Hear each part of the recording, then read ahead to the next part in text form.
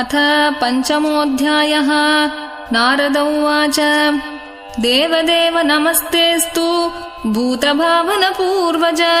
तद्विजानीहि यज्ञानम् आत्मतत्त्वनिदर्शनम्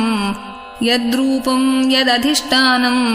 यतः सृष्टमिदम् प्रभो यत्संस्थम् यत्परम् यच्च तत्तत्त्वम् वद तत्त्वतः सर्वम् ह्येतद्भवान् वेद भूतभव्यभवत्प्रभुः करामलकवद्विश्वम् विज्ञानावसितम् तव यद्विज्ञानो यदाधारो यत्परस्त्वम् यदात्मकः एकः सृजसि भूतानि भूतैरेवात्ममायया आत्मन् भावयसेतानि न पराभावयन् स्वयम् आत्मशक्तिम् अवष्टभ्य ऊर्णनाभिरिवाक्लमः नाहम् वेद परम् ह्यस्मिन् नापरम् न समम् विभो नामरूपगुणैर्भाव्यम् सदसत्किञ्चिदन्यतः स भवान्नचरद्घोरम् यत्तपस्सु समाहितः तेन खेदयसे नस्त्वम् पराशङ्काम् प्रयच्छसि एतन्मे पृच्छतः सर्वम् सर्वज्ञ सकलेश्वर विजानीहि यथैवेदम् अहम् बुद्ध्येऽनुशासितः ब्रह्मोवाच सम्यक् कारुणिकस्येदम् वत्सते विचिकित्सितम् यदहम् चोदितः सौम्य भगवद्वीर्यदर्शने नानृतम् तव तच्चापि यथा माम् प्रब्रवीषि भोः अविज्ञाय परम् मत्त एतावत्त्वम् यतो हि मे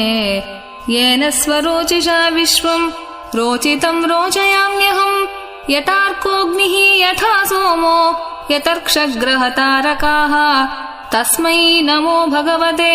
वासुदेवाय धीमहि यन्मायया दुर्जयया माम् ब्रुवन्ति जगद्गुरुम् विलज्जमानया यस्य स्थातुम् ईक्षापथे मुया विमोहिता विकत्तन्ते ममाहमिति दुर्धियः द्रव्यम् कर्म च कालश्च स्वभावो जीव एव च वासुदेवात् परो ब्रह्मन् न चान्योऽर्थोऽस्ति तत्त्वतः नारायण परा वेद देवा नारायणाङ्गजाः नारायण परा लोका नारायण परामखाः नारायण परो योगो नारायण परम् तपः नारायण परम् ज्ञानम् नारायण परा गतिः तस्यापि द्रष्टुरीशस्य कूटस्थस्य किलात्मनः सृज्यम् सृजामि सृष्टोऽहम् ईक्षयैवाभिचोदितः सत्त्वम् रजस्तम इति निर्गुणस्य गुणास्त्रयः स्थितिसर्गनिरोधेषु गृहीता मायया विभोः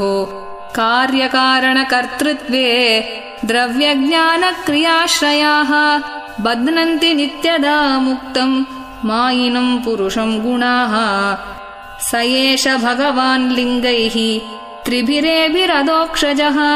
स्वलक्षितगतिर्ब्रह्मन् सर्वेषाम् ममजेश्वरः कालम् कर्म स्वभावम् च मायेषु मायया स्वया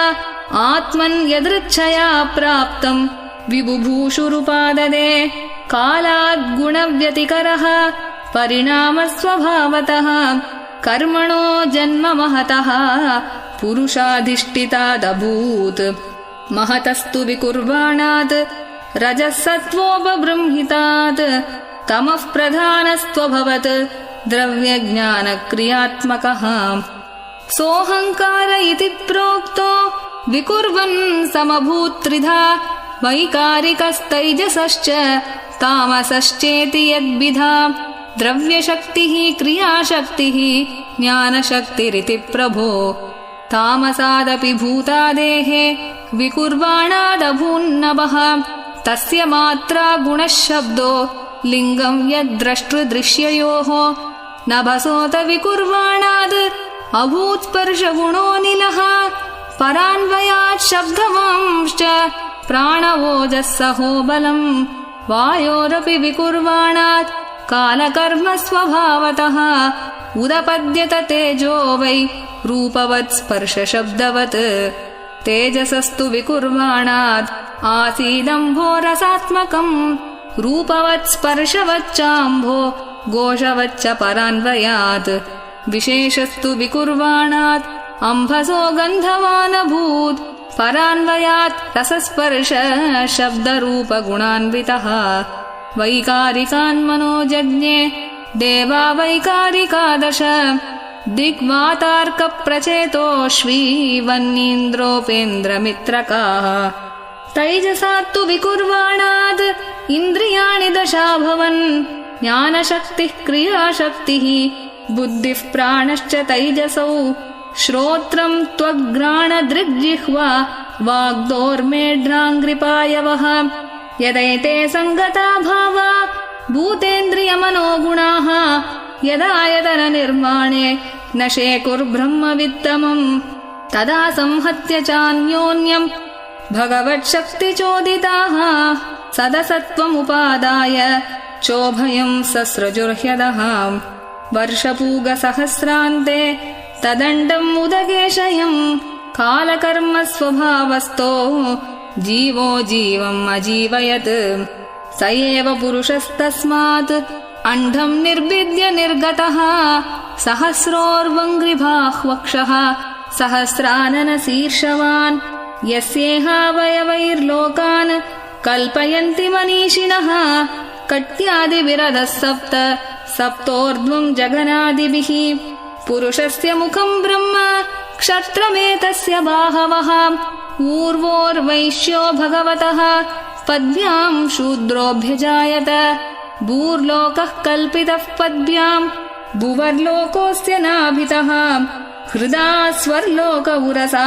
महर्लोको महात्मनः ग्रीवायाम् जनलोकश्च तपोलोकस्तनद्वयात्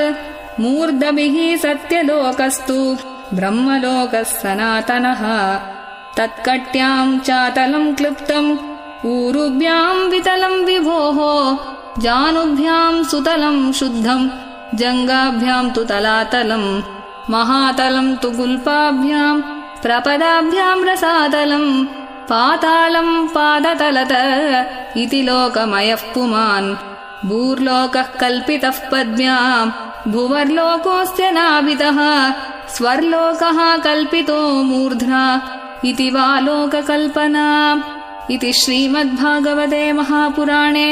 पारमहंस्याम् संहितायाम् द्वितीयस्कन्धे पञ्चमोऽध्यायः। श्रीहरये नमः। श्रीहरये नमः। श्रीहरये नमः। गोपिका जीवनस्मरणम् गोविन्द गोविन्द। सद्गुरुनाथ महाराज की जय।